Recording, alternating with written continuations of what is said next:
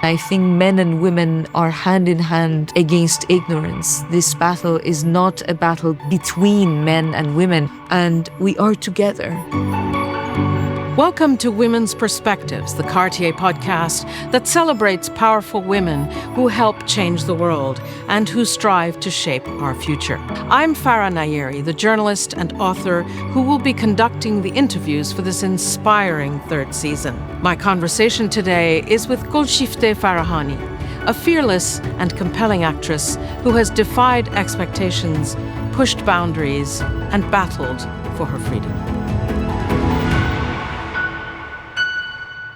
Golshifteh, a very, very warm welcome to you. Thank you. It's wonderful to have you on this program. Thank you for having me, by the way. It's wonderful to sit here with you. You found that being a girl was an obstacle. And so when you were in your teens, you shaved your head and you went out on the street pretending to be a boy because that way you could be invisible. That way you could be free. And so I just wanted to get you to explain in greater detail why being a girl was an obstacle. Yeah.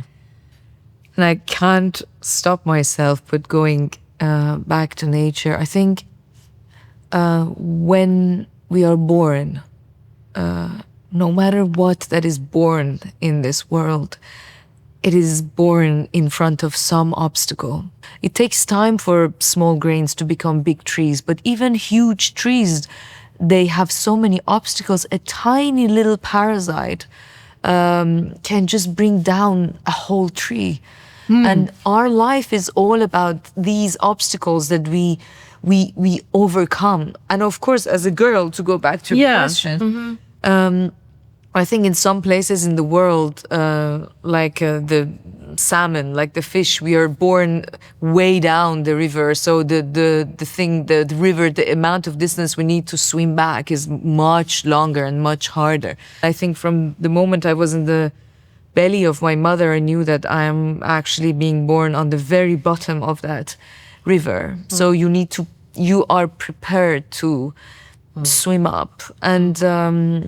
And you shaved your head, but I mean, why did you feel the need to shave your head and go out at nighttime and play basketball with the boys and take up the name Amir, not your own name, but pretend you're Amir, to be able to play ball with the boys? Yeah, it was mostly bicycle because I love being on bicycles. Even now, I am in Paris, always with my bicycle. Okay. For me, it's like a magic carpet, the bicycle. Yeah. And the fact that I couldn't ride my bicycle was very painful for me, but deeply painful. And then shaving my head led into, I can actually pretend to be a boy. I can wear a cap, I can do a little bit of a hunch, and I can do my bicycle. And then nobody's looking at me. I've become invisible. That's what I wanted. I wanted to be invisible. Absolutely. But the question now is, you are an internationally recognized and a very successful actress working on both sides of the Atlantic, American productions, European productions. You're doing all kinds of very exciting movies, and your recognizable name and face at big film festivals, red carpets. And I just wanted to ask you if you still feel today that being a woman is an obstacle. Of course, there are obstacles when you are women in this world. We cannot deny it.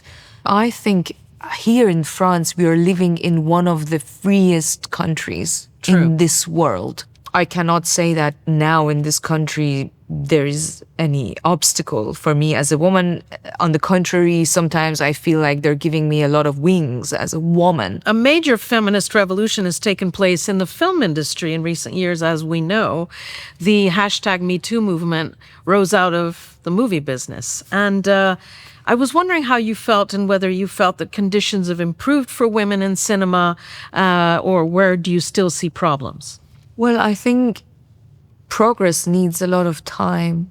I think the oppression on women, it goes not even back to monotheistic religions, but back to agriculture time. So let's say 10,000 years.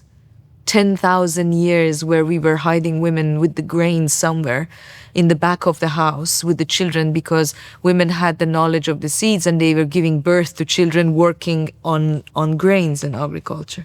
10,000 years needs a lot of time.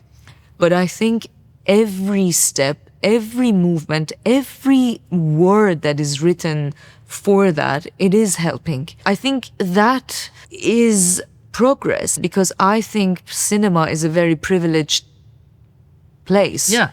In that factory, in the countryside, where the people working in that factory are not protected, where those women, they don't have any voice and no one believes them, meaning this echo just puts a little fear to that unleashed ignorance in some people, men or women. I never want to separate this men and women, because I think these days what we need the most is unity, and we especially need our men to hold our hand in hand and fight against ignorance. So I think it's amazing. All these movements are amazing. Great. The movie business, which you're a very big part of now, really emphasizes female youth and beauty a great deal. These mentalities are also moving forward, but very slowly. What are your thoughts on that? It's a very, very fragile question, I would say, because to be honest, I think we need to empower women. They need to empower themselves to feel good about themselves. I think when you have this confidence inside you, and then you will love aging, because aging, it's beautiful. Right. It's and then I have seen so many women that they haven't touched their face at all, and they are so sexy, and they're just having this confidence. They're sitting in themselves in confidence. I think we can be proud of these lines and not being touched by the judgment of this world. Even as actors, I think. So for me, this question, it can be very, very fragile, because I can see the vulnerability in women and why they think they need all that to feel better. But I think there's something inside that, if that is enough and we realize that we are more than enough, then skin, whatever we have on the appearances, it's just something that it is beautiful. It is beautiful, like a tree that is growing. It's beautiful to see all the journey we have had on our faces. Now, with my age, I'm over 40, I can see like these lines are coming, and I'm like, wow, and the white hair, all that stuff. It's like, it is part of it. I don't know, when I am maybe older, maybe I will also feel like doing something, because humans we can change. But I have this feeling that we need to feel good about ourselves. And of course, in the industry, that can also change. Again, I think France is one of the pioneers of this, because only in France you see women and men that are not perfect. They can have crooked nose, or they can have very strong features, but they are stars. And there are so many women in this country, France, that are great stars at the age of 60, at the age of many, many, many of them. So I have a lot of respect for this, and I think this is what we need to promote, is that aging is just beautiful. That's a great note to end on, Golshifteh. It's been a real pleasure for me to be speaking to a woman from Iran. Thank you so much, Golshifteh. Thank you.